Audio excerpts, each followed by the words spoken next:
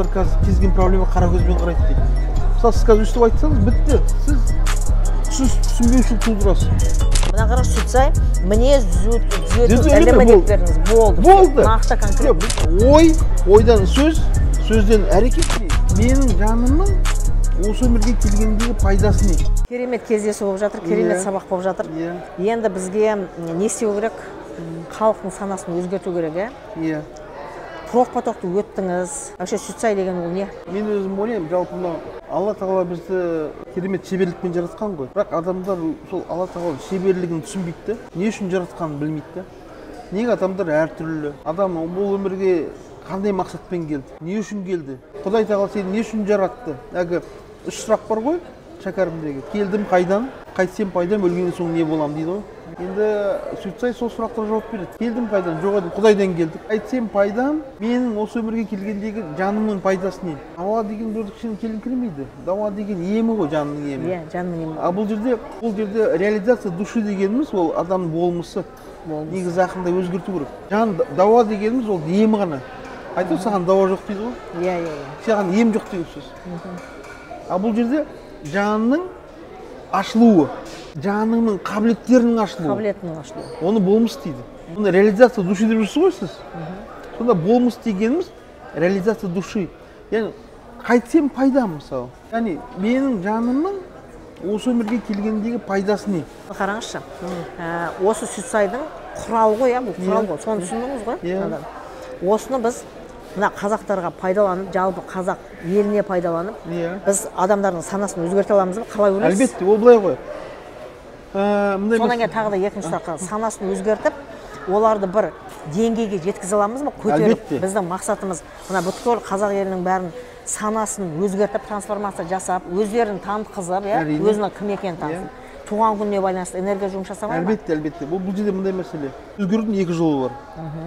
Мысалы, бұл Сүтсай сый дейді, сый бұл сөз. Бұл Құдайдың сыйы. Құдай бізге сый беріп тұр да, бізге сыйлап тұр. Орысша айтқан по-хорошему айтты, по-хорошему өзгер деп тұр да. Иә, бұл сый бұл. Сонда машһүр айтады ғой, сыйға көнбеген жаманды өмір қинап үйретеді дейді. Точно. Сіз қазаққа басқа жол жоқ. Не сыйға көнесің? Берген мына білімге. Иә. Не өмір сені қинап үйретеді мысалы. Қинап үйретеді. Өйткені өмір сені дегеніне көндірмей қоймайды. Егер сен өмірдің дегеніне көнбесең, онда сен жоқ болып кетесің ол ретінде. Өмірдің заңы ол Құдайдың заңы. Құранда айтады Құдай. Кімдегі мен жолмен жүрмесе, мен ондай халықтарды жойып жіберем дейді. Орнына менің жолмен жүретін халықтарды жаратам дейді. Өмірдің, біз ойлаймыз ғой, өмірдің заңы не ол? Өмірдің заңы Құдайдың заңы. Сонда өмір сені қинайды қалай? Құдай сені өмір арқылы дегеніне көндіреді. Құдай өмір арқылы сені дегеніне көндіреді. Сен сонда бұл сый. Керемет қой бұл. Керемет. Сүтсай ол сый. Сонан кейін сый бұл. Сый. Мен айтам ғой Сүтсайсыз өмір тозақ.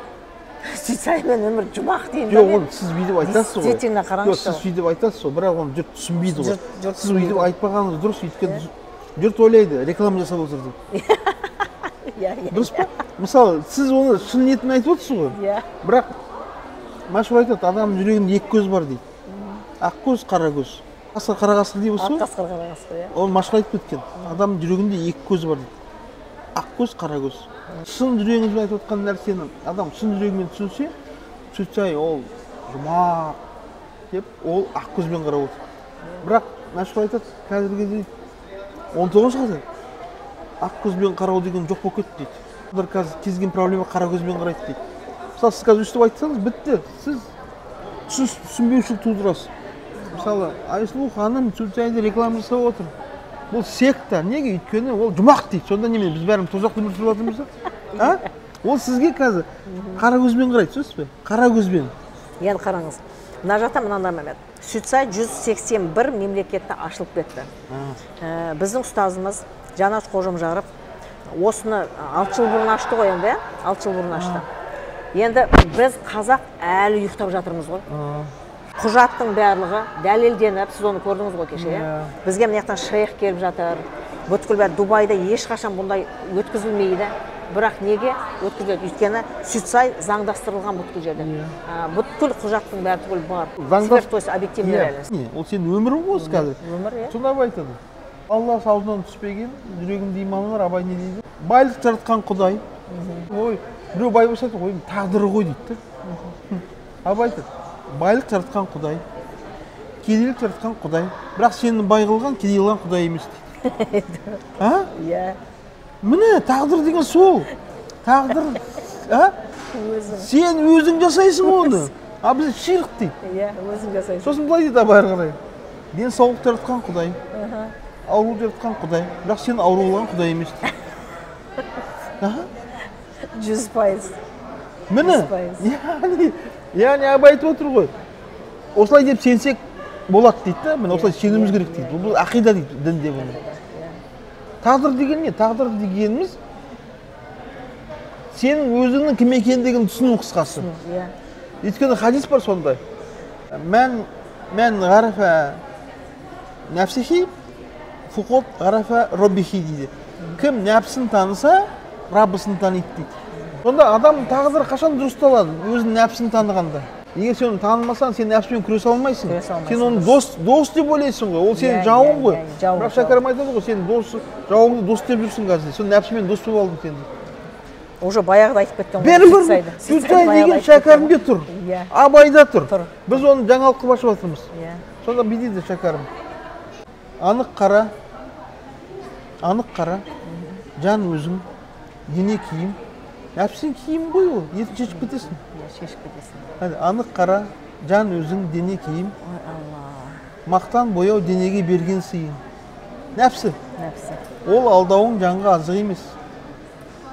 Оған пайда, не қылдың жалғыз тиын? Сүтсай нені үйретеді? Сүтсай өзінің нәпсін тануды үйретеді. Сүтсай дегеніміз, ана біздің бабаларымыздың сопылық ілімі бар ғой, сол ғой. Современный сопылық ілім ғой. Современный.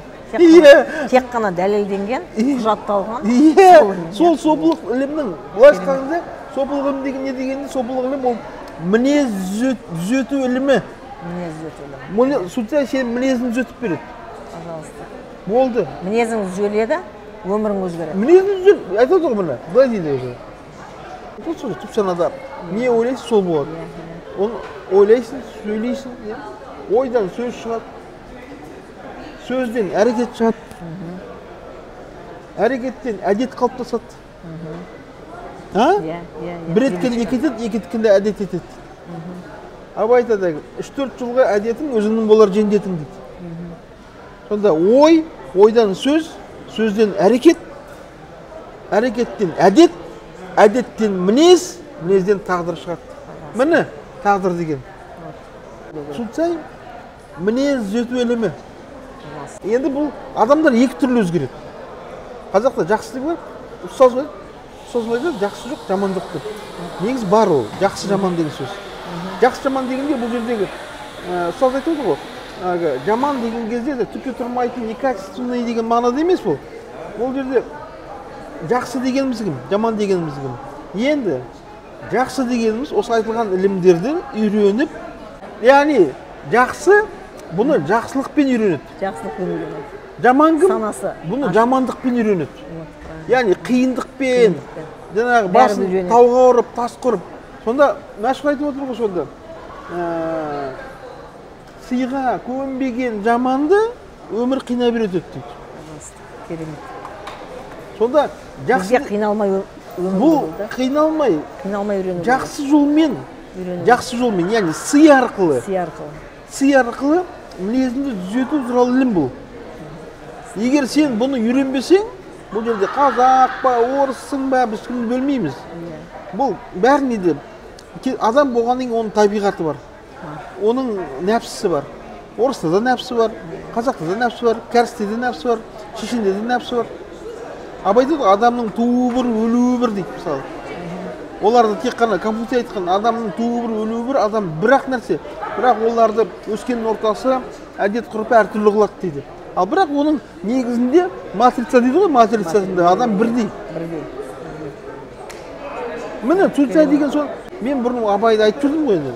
Абай былай дейді, Абай былай дейді, өзгеру керек, бәрі дұрыс. Бірақ не жетпеді? құрал жетпеді. Құрал, өйткені сен мысалы бір теорияны жүзеге асыру үшін оған құрал керек. Құрал керек. Мынау құрал.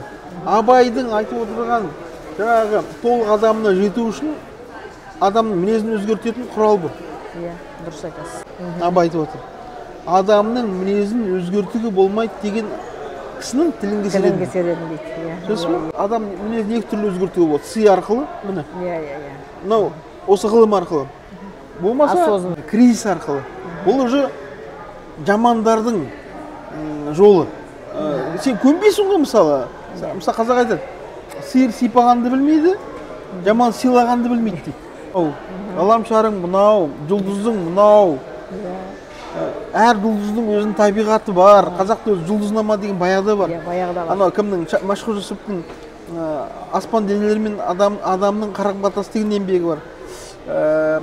Бекасыл әулиенің зигзал деген еңбегі бар, жұлдызнама. Ол исламда бұрыннан бар ілім ғой. Сонда міне сөз деген осы. Сонда оны бірақ көрдің бе, көп адамдарда сөз деген сөзден қорқады. Сөзден қорқады ғой. Сол сөз адамдар шошытады. Ол түсінбегеннен қорқады ғой. Түсінсе қорқпайды ғой. түсінігі жоқ болып тұр. Осы ілімді меңгердіңіз дейікші. Меңгердіңіз. Мен меңгерудің алдындамын. Және біз басқа адамдардың да өзгергенін қалаймыз. Сонда біз оларға қазір асқазаны қорытатын ақпарат беру керек. Керемет, рахмет.